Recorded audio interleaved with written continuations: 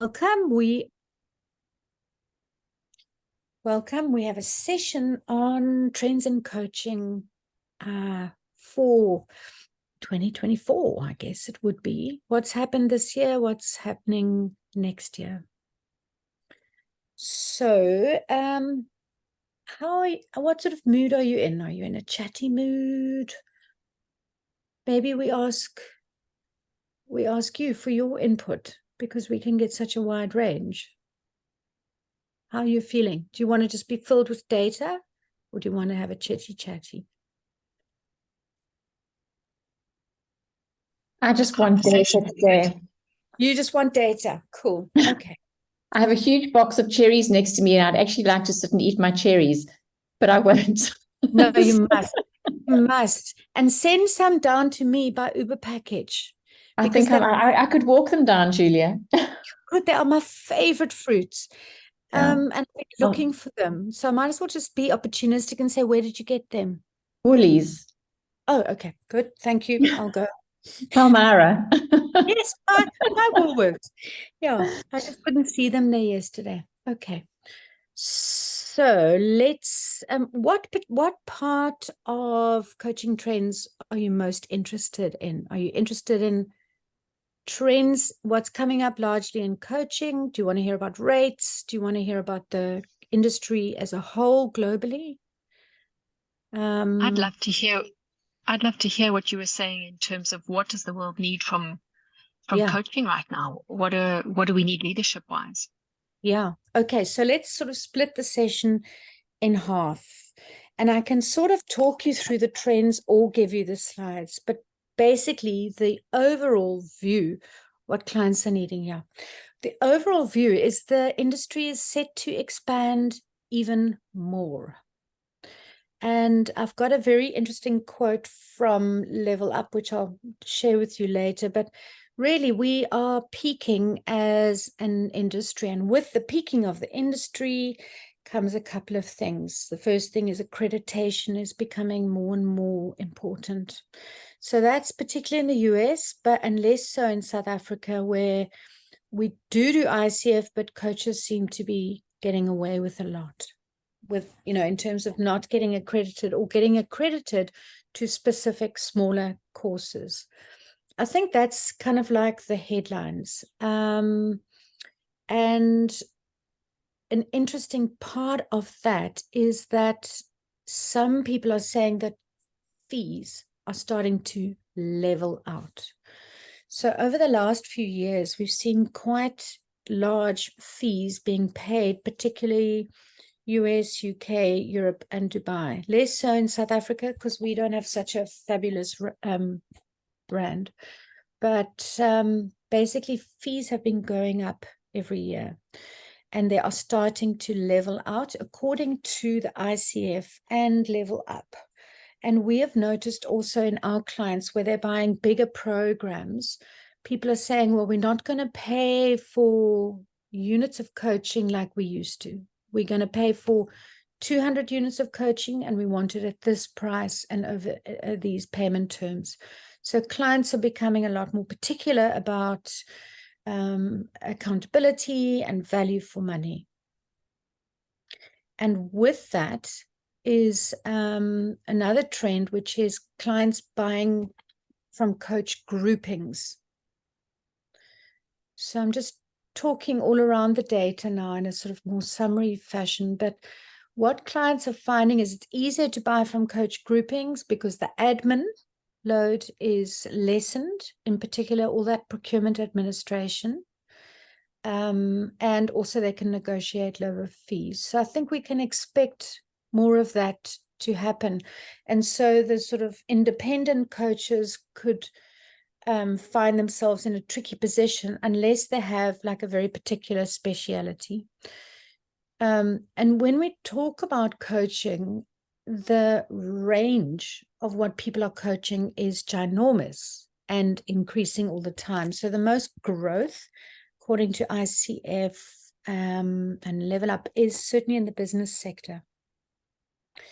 But we're also seeing a whole lot of new kinds of coaching coming into the corporate, like sexual wellness, which Andrea Baldoni might be very happy to hear about.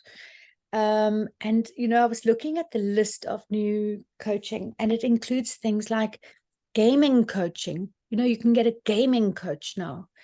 And so the sort of fragmentation and broadening out of what people are coaching. But I think the other news there is that the coaches that earn the most money have a speciality. And so it could be business or leadership, but the sort of more general coaches are going to experience quite a lot of pressure around their rates. So I think that speciality is important. And then related to that is something else, which was interesting from the ICF, which they were saying that a significant majority of coaches have bachelor's degrees, but more and more coaches are expected to have 2 or 3 or 4 degrees. So there's quite a lot of requirement that's kind of coming in to regulate the industry and ensure quality. I've just thrown a lot of different things at you. Any particular questions around them?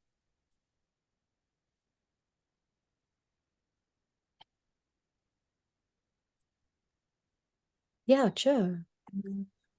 Julia, the ICF accreditation is something that I've always sidestepped. Yeah. So how onerous, and I partly because it sounds like quite onerous, but it's something I've always thought would be a useful thing to do. What is your experience of how onerous it is and how much one can just use one's previous hours and you know, yeah, I'm just interested in a little bit more about that. Okay, so how worth it is, your view. You must take this from the horse's mouth. So I am not ICF accredited, but I have other kinds of accreditation. So I have British Psychological, what is it called? UKCP. I'm a registered psychologist. I have Enneagram through IEA and various other bits and bobs, but I don't have ICF. From what I hear from ICF coaches is that it is quite onerous, and that there's a couple of things. So the logbook thing, I think everyone should be doing. I think we all should be keeping a logbook. And for those of you who kind of work in programs like me, that must include all the one-off feedback sessions. We should really be keeping a logbook. And in fact, I was thinking of paying someone to go into my diary for the last 10 years and get all my coaching clients, because you really should have that in case you want to. And with ICF, you have to have different numbers of hours for different levels. The information I've heard from people recently is from people who were qualifying as master coaches, and that was incredibly onerous. I think yeah, Pete, are you ICF? No, I'm not, but I'm similar position to Joe, but maybe a little bit further ahead in the investigation of. I've had a mental blockage ever since, which is, I've got to get over myself. But Joe, there are a couple of parts, and it depends on your underlying training as to whether it's ICF registered or accredited or whatever it is. They've got a special name for it. I think it's accredited, and if you get through that and it qualifies you for a particular level of PCC, so ontological coaching, which I'm not, but I know that gives you a pathway straight into PCC, and there are others as well. If you don't have those, you have to go the portfolio route, which is my case, in which case you have to gather all your bits and bobs in which you qualify for CCEUs or whatever. I think that's the term they use for it. Make sure you've got the minimum requirement. There's validation of the hours that's mentioned. You have to do a course with I forget what they call it, but it's 10 hours, of which some are one-on-one and the others can be group, appropriate for whichever level you're aiming at. and then you submit your whole portfolio with your fee, and you wait 6 months, and it hopefully comes out the other end. So there is quite a lot of admin related to that. Yeah, thanks. There may be another route through the EMCC, which is the European Mentoring and Coaching Council, where they seem to have a more seamless crossover now. And I think the portfolio route is slightly less onerous through EMCC. And they have a boot camp a couple of times a year, 5 days, sign on for that, and they talk you through the process. Okay. That's as far as I've got. That's great, Pete. Thank you for filling. I don't have direct knowledge of that. And Lauren, it looks like you've got some good knowledge. Yeah, so I am ICF certified as an associate coach. And I'm coming up on my renewal, which you have to renew every 2 years. And in the time that I was accredited, they've actually made it more rigorous.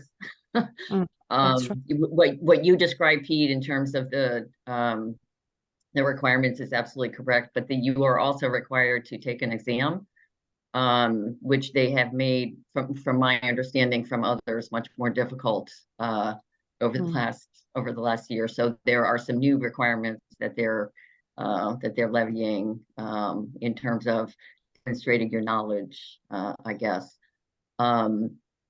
I will say that I know coaches who are who are ICF certified, who are sort of weighing whether they want to go down the road of getting recertified because of all they've made it much more onerous. So they're weighing that. Yeah, thank you for that. And I need to. So this will spur me on. I'm really looking at what's required for me to get recertified with. Yeah. Thank you. And I understand that from somebody who's a coach teacher, very well recognized one in South Africa, who was actually saying that she had to submit like a recording of a coaching session where you need to meet certain ICF criteria and how you deal with what comes up in the coaching session. And it was for her very technical and very difficult. Yeah, I believe that is correct. And for each subsequent level, they do look for more sophisticated coaching techniques, I guess I'll say. But they do look for in the recording that you're meeting the ICF requirements of a coach. Yeah, I don't know if you must have it. I think it might be more of a requirement working in the States, although we work in the States without it. I think there might be other ways of establishing your credibility. And I think that's the thing. I don't know what to say about ICF, but I'm a highly non-compliant person. So probably the wrong one to ask. One of the reasons I think it's more required in the US is because a lot of the coaching contracts with the federal government, government now require ICF certification. So, and there's actually quite a bit of coaching being done with government clients, and all of the work contracts that I have seen require some level of ICF certification. Yeah. That's very interesting because we like working with governments. So thank you. Yeah, Joe. Yeah. And just so Julia, you've said you rely on your psychology registration, which is what I do. So I've always got away with saying, well, I'm accredited as a psychologist with the HPCSA, which is the South African version, and have other smaller coaching qualifications. So I like to think that I'll continue to get away with that. It's not the same, but it served me so far. Yeah. What I don't want is to have an opportunity to get a big coaching contract and at the last minute be excluded because of that. So but thanks, Pete. It sounds horrible what you've described, Pete. So at this stage, I think I'll continue along my path to stay away from it. Yeah. I just there are other fish to fry for me at the moment. Yeah. Yeah. If I can just don't forget, there's also Commensa, the local association, which is less admin intensive. They still set a fairly high standard. And I needed, for a particular contract, I needed a coaching accreditation at very short notice, and I went the Commensa route. Because I think it is important, increasingly important, that you do have some professional body that you are hooked into. Thank you.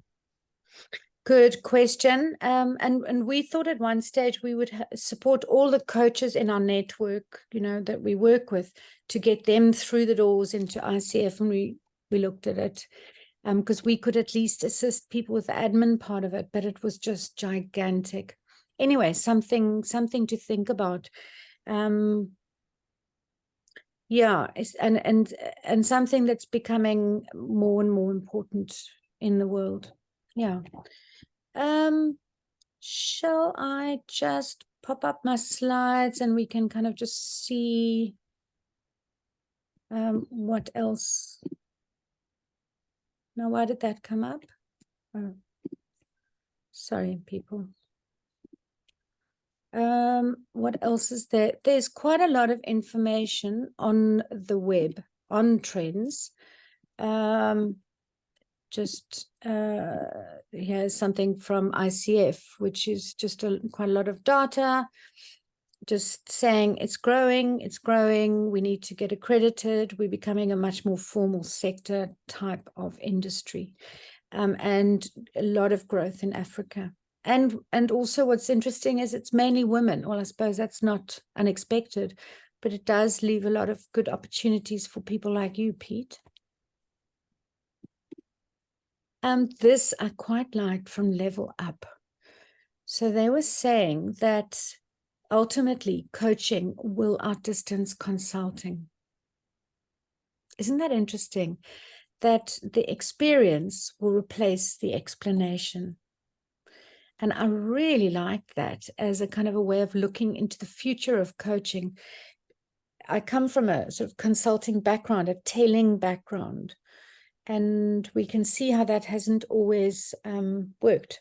So this really caught my fancy, and might be a good way of, if you come from a heavy business background, you want to position yourself, you can use this as a positioning statement, like don't use consultants because explanations can be forgotten, whereas experiences are internalized. Quite a nice sort of thing. I liked it. So, let me just, I've sort of, lots of AI tools around, assessments, the number of assessments increasing, lots of people using tech-based tools.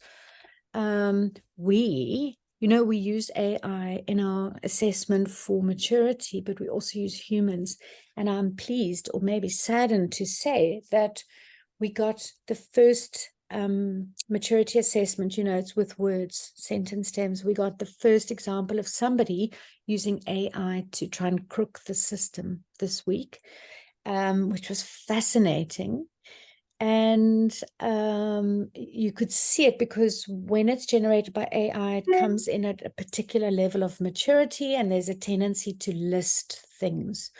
So we could see that, and then we went back to the client or to the coach and said, what's the story? And then the coach went back to the person. It was so interesting. It turned out they were using AI because it was second language. They were worried about spelling.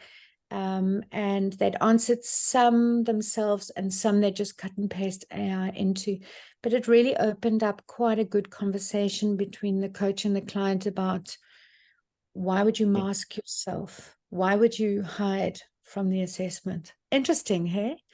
And I just think it's something we need to kind of keep an eye on as in leadership. We always, leaders in that competitive environment, you always want to appear further up the ladder, but still quite a lot of focus on kind of existential executive coaching with a human touch. You know, in my existential training, there's this belief that we learn about interacting with humans from interacting with humans. So, you know, that still bears out, but because it's more expensive, you know, we see that more in executive levels. Lots of apps. I don't know if any of you write proposals around maturity and adult development stuff, but this is an interesting shift in the adult development world. So it's maturing. I'll just tell you in case. It's maturing. The world is maturing. And so what we're seeing is less of a focus on proposals saying we will mature your client, and more of a focus on specific outcomes.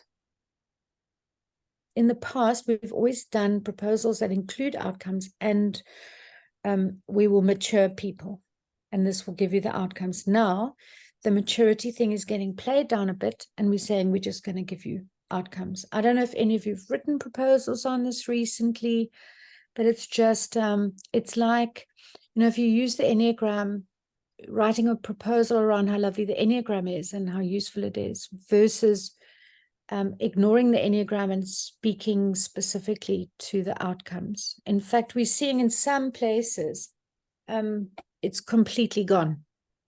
And it's kind of looking a little bit more like skills development. I've seen that a little bit coming from Scandinavia. Shout if you let me, if there's anything you want me to go into in more depth. We spoke about rates, accreditation, and coach grouping. So this is really important and makes me wonder about the days of the individual coach being able to find work and build a coaching business. I think that this is the time of the rise of the coaching collectives. And so, yeah, it's useful to be in a coaching collective. So that's the sort of first half hour. I thought we could just have a look at this quickly and then lead into the second question, unless any of you have got any more questions about the technical stuff presented already. No. So let's have a quick chat. What is happening in your clients' contexts, and what are the subjects they're wanting to be coached on?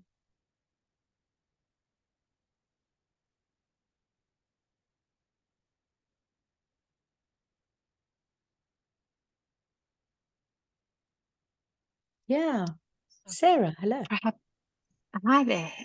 So perhaps mine's a little bit different, seeing as it's more therapy than it is pure coaching. But certainly what I'm noticing are people being more open to understanding their perspective and how that differs from the people they're in conflict with. So I'm certainly seeing a curiosity, and I think it's being brought to the fore by conflict. So conflict in relationship, conflict in the workplace, feeling stuck, feeling the existential stuff, you know, where am I going? What's meaningful? And a curiosity then around perspective. Yeah. Yeah, we are definitely seeing that. So instead of like in the Keegan sense of the word, like what I think is true in me and objective, there's a, oh my word, this could be subjective and it might not be me, and it's contributing to conflict in the world. That's really beautiful that we're seeing that. It's so incredibly necessary. Thank God the humans are catching up. Okay, great. Yeah, so that sort of spills into the diversity and inclusion thing and all of that. Yeah, interesting. Thank you, Lauren. So I do a lot of leadership coaching. So I think what I'm seeing a lot of increasing focus on performance and leading teams, performance in leading teams. So I'm kind of moving more into the team coaching realm a little bit because of that, but just a lot of pressures on leaders to demonstrate their performance, not just in the financial realm, but with people, as we've been in this era of a lot of people leaving organizations, and so that whole dynamic. So a lot more pressure on leaders in terms of their demonstration of performance and keeping teams together, building teams demonstrating performance. Wow, lovely. That's that's interesting. So so they're getting that pressure to do more with less, that one thing. Yeah.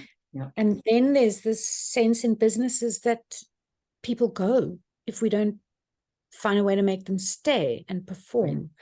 Right. And I find that interesting because in a lot of our clients, they're having a lot of people moving around, and how to keep them and how to enable them. Beautiful. So it's like you're coaching them to lead rather than them in their inner worlds. Yeah. Well, yeah. Thank you. A little of both. A little bit, yeah.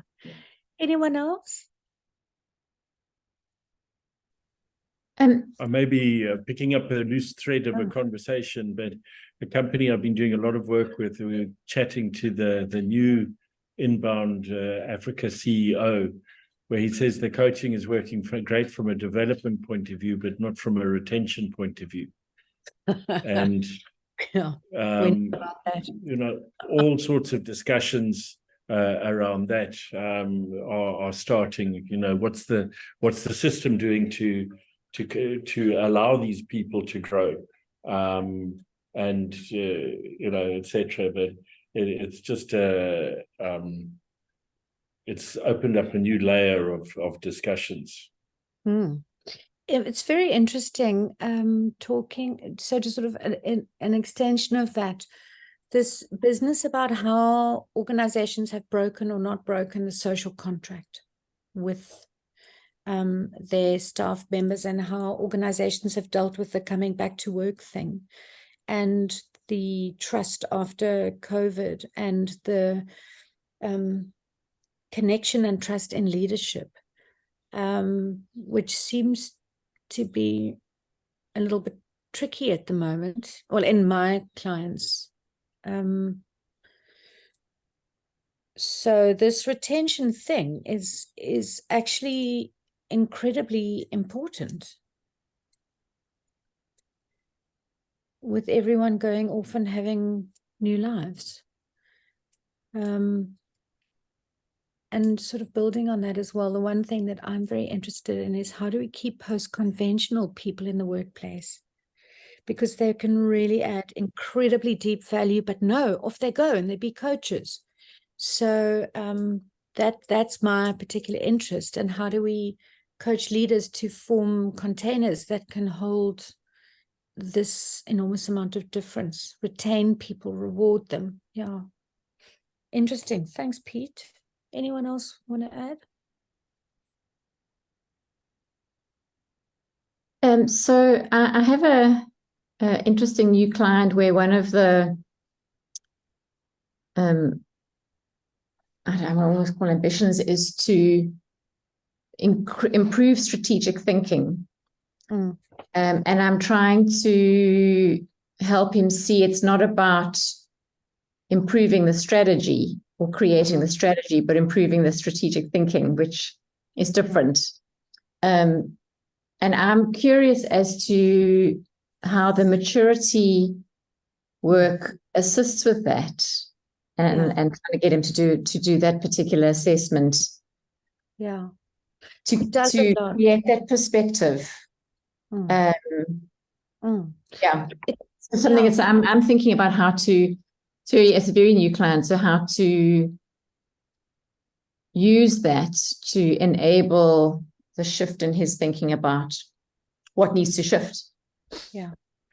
Yeah, absolutely. What we do is we do this thing, which we really believe in, and that is that basically strategic thinking is abstract thinking, okay? It's with non-tangible stuff.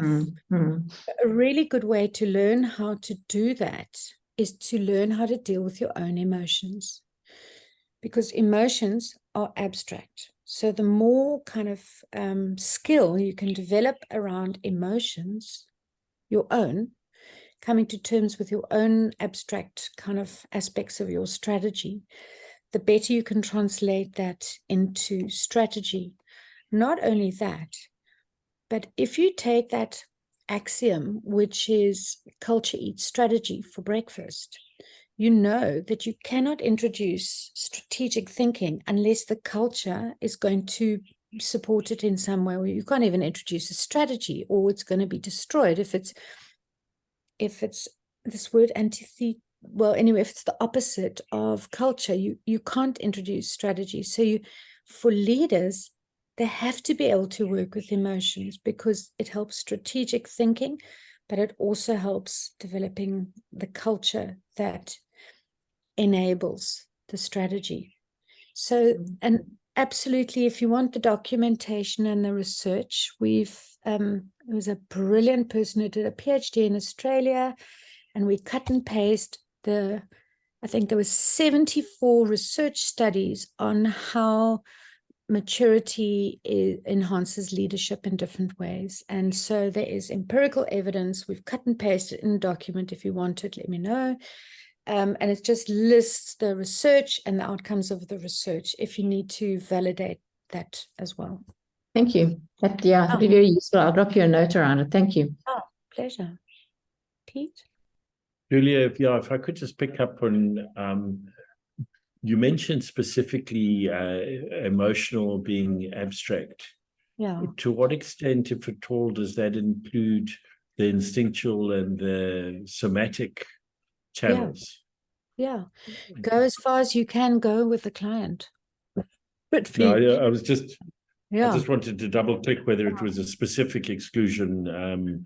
Okay, thank you. Yeah. And you know what's nice? I'm just writing Lauren and Joe down for the information. What is nice is if you look at the activities, the interventions you can do, moving someone from a specializing level of maturity to a performing, and in the Keegan, in the Torbett thing and the Kukard, that is from expert to achiever. So if you look at the kinds of interventions that you need to enable that maturation shift, those are exactly the same ones that you need for enabling strategic thinking. So I would look at that. And then the other thing that's really useful is we do a lot of work with clients on the business case for working with your emotions. So you just use business language and you toolbox it. And if you want to start each sentence with a P, you can, to make it look like a nice, neat toolbox. And then you do things like it can help you bridge, it gives you information, it's motivation, that sort of toolboxing of the role of emotions is very helpful there as well. Most of our work is moving people from specializing to achieving.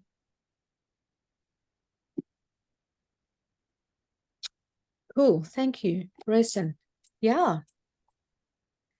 How are you doing? No, good. Thanks, Julia. Yeah, my silence is because I don't do a lot of coaching, to be honest. And I was curious by the topic, and I just thought next year, 2024, is going to be the year where I'm going to get more involved in coaching. I completed my qualification. I did the master's qualification in 2021. But I'm mainly sort of dealing with assessments at the moment. So it's just finding the time to also incorporate that. I'm very passionate about it. So it's really, I'm loving the input from everybody and really just the insights, to help me and motivate me towards my 2024 goals. So thanks everyone for sharing. Oh, thank you. Thanks for coming. Okay, well, let us know when you want to say something and add, because it would be lovely to hear from you. I wanted to quickly add, I'm just doing this very quickly today because we want to get onto the, why is it doing this? Sorry, must you really look at my Slack channel and see? There we go. Some of the things we're seeing. Lot of turmoil in organizations. This contextual fluidity thing is coming up all over. How can we flow? Delegation skills. Wow. When you have a volatile environment, the only way to be agile is to delegate. So this delegation thing is coming up again and again and again. Empathy, trust building, burnout coaching is actually becoming a very specific field of coaching. Trauma-informed leadership. We're now incorporating that into our programs more fully because there is just so much trauma around. And if you look at the research, I mean, like South Africa, we know this country's traumatized. I think, we're looking at 75 to 80% of people have experienced trauma. But this is like actually becoming, a global phenomena. Hubel has got statistics on the US, and he says 75%, 80% as well. So if we're not working in a trauma-informed way, we're gonna miss a beat. Influencing and not telling. This linguistic capacity thing, wow, that came up in a US-based global organization. So, as coaches that words create worlds. And you often have to be really specific about the words you use so as not to trigger people or to kind of present it in a way that they can digest. So this is becoming more and more important for leaders. They need very gracious and elegant linguistic capacity. So one of the more interesting debates we had was, it's very easy when you're working globally, so when you're working in a small context, it's very easy to be able to contextualize what you're saying to the context. But when you are reaching out across a number of countries, how do you language your commentary so that it's not offensive to people that have different language protocols? It's specific enough to be meaningful. And works. I mean, it's absolutely impossible. So like if you think about not a simple thing, but like say you in a Israeli company and now you have to somehow talk about this, but now you've actually had a manufacturing base in Gaza. Now, how are you going to language your communication? Like it's all becoming incredibly complex. I can talk more about that. I've made up that example, but it's based on this US example where they've had a manufacturing plant and not in Gaza. But how do you talk about these wars? And what do you do when those wars hit your shop floor?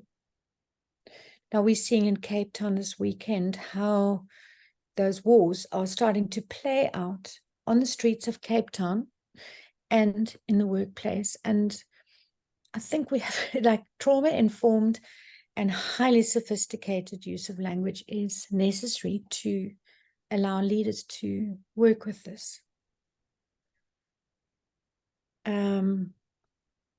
I spoke to a very wise coach yesterday about this, and she said what she is coaching leaders to do is to hold the binaries up together rather than try and solve. So for example, if you have to talk about what's happening in Gaza, as a leader, you know, it's such a inflammatory thing to talk about. So instead of like, your languaging has to be so careful. It has to value both sides of the conflict and the humanitarian angle, unless you want to take a stand, and then go for it. And there are other repercussions for that. It's just like we have to be very thoughtful about how we interact with people and how we communicate. I think it's quite a useful skill to coach leaders into, this holding both sides of the binary equally, holding it together, not trying to resolve it. Yeah. We spoke a little bit about hybrid work conditions. So we've seen some difficulty in companies that have forced people to go back to work.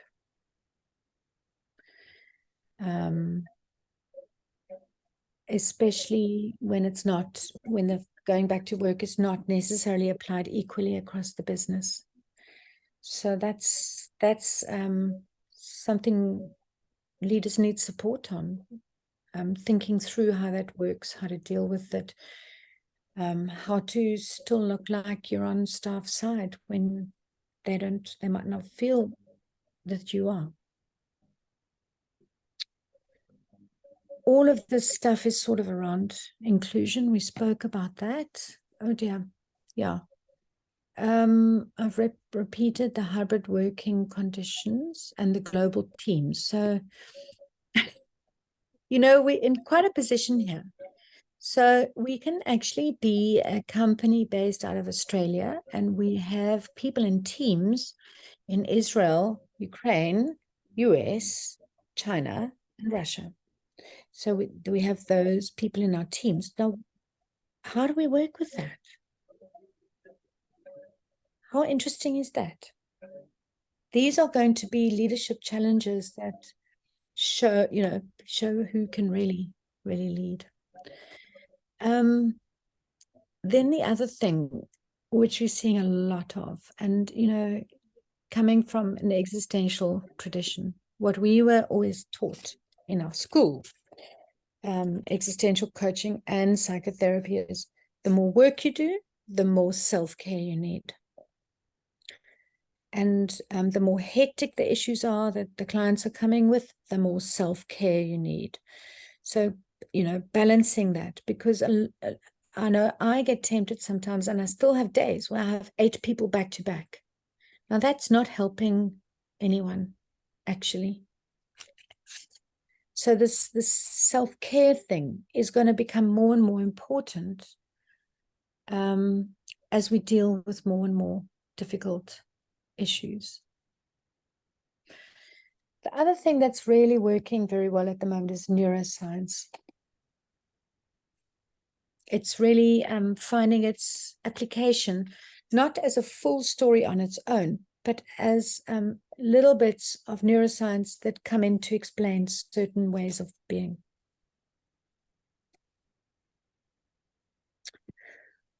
Oh my gosh, now we didn't get to this main thing, which we can do now. What is the world needing? Can I rush you? I feel so bad, but I know, are you okay with the rushing? All right. What is the world needing from you now as a coach? How can you contribute?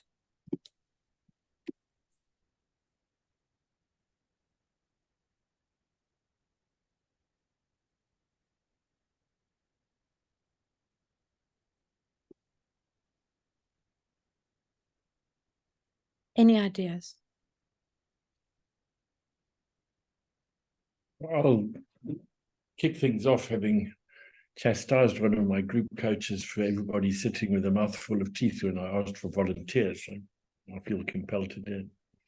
So the first thing that comes to me, Julia, and I'm not feeling that it's because of what you said just before that, but I certainly feel right at the moment a pressing need as a coach to sort out my own stuff in the self-care.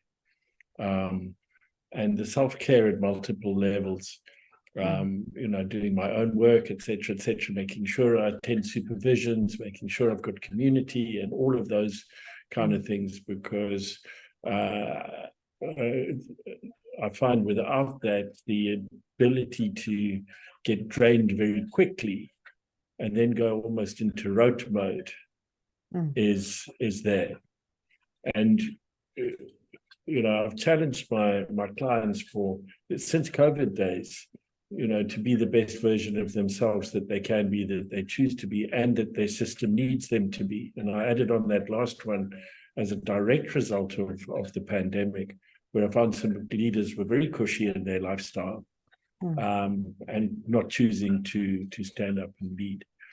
And so for me, I'm feeling right now my system is needing that self-care to be to be at the top of the list, and to continually stretch myself to be able to hold more perspectives lightly, and offer them as alternative ways of viewing the world, neither better nor worse, just different, to try and loosen some of the, and it may be more particular to my client base, but I'm finding quite a few are very locked in terms of, this is the way it is. And I'm not able to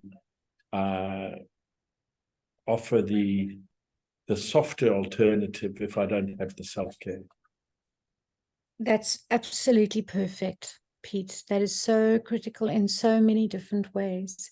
I mean, when you look at the stuckness model, that self is so important, to have that self properly excavated and properly trained, and nutrition and sleep and somatic and everything. So many coaches have done very, very little self-work. It's quite a shock. And so that often means there are no-go zones for them in coaching. They can get shamed, and they don't ask difficult conversations. So that is so important. I think that's spot on. I'm taking it to me today. I'm going to try and do some tonight. Thank you. Any other tips? I want to agree with Pete in terms of the need for self-regulation, and the self-work in terms of catching yourself in the act of your own personality, and doing that work and being able to laugh at yourself and self-regulate with it, knowing that 95% of the time we will be stuck in our personality, and doing the work as therapist and or coach, in order to be able to sit with them as they do that in a coaching session or in a therapeutic session. So I would 100% agree with Pete that that's the ongoing work. And I think without that, the leaders can't show up as being responsive to who's in front of them, because they're going to be in a reactive space. Yeah, that's right. Absolutely. That must always be our first concern, and especially when we're busy. And, in that stuckness model, the second bit is community. If we don't engage with communities, then that's also a form of getting stuck, because then we're just hearing our own record playing. But what is also interesting is I've been debating with a lot of people. I just went to the Gen or Loom conference in Portugal. Which community do you choose? Because this is actually very, very important. So if you are white, we all are, then let's try and actually engage with communities who are different from ourselves, who might expand rather than reduce ourselves. Because we're going into a time in the history, according to me, where this diversity has the potential to kill us all, to fragment us. Difference has the possibility of killing us at the moment in this stage of the war. So if we can build some skills around diversity and, as Pete said, different perspectives, that's going to be very helpful to our clients. Any other points anyone want to add? I've got the one thing I'm doing, and interrupt me because now I'm just talking like a mad machine. The one thing I'm doing is pushing clients to explore context. So many people have their head down an ostrich hole. So they're just reading their very localized context and forgetting about the world. And I just think that in the day of global businesses, we can't just be focusing, on what's happening in South Africa or what's happening in America. We must be looking at global things that are going to impact on us. And looking at context as a creator of behavior, of followers, and of teams, rather than looking at behavior as a function of intrapsychic activity, stuff going on inside people. They're just pushing the context theme. What context are you working in? How do you see yourself reacting? How are these global trends, this global violence, this whatever affecting your business? How is the, one of the things that is like interesting to look at is China's economic problems. That's a loss of supplier base, but also markets. That's going to affect businesses hugely. Are people even thinking about that? Because if that happens, the do more for less pressure is going to increase. So how are we going to think around these things? I'm just pushing context into people all the time in the hopes that they can recontextualize themselves out of their little offices in their little province, in their country, and into a much more global way of seeing things. Any other tips?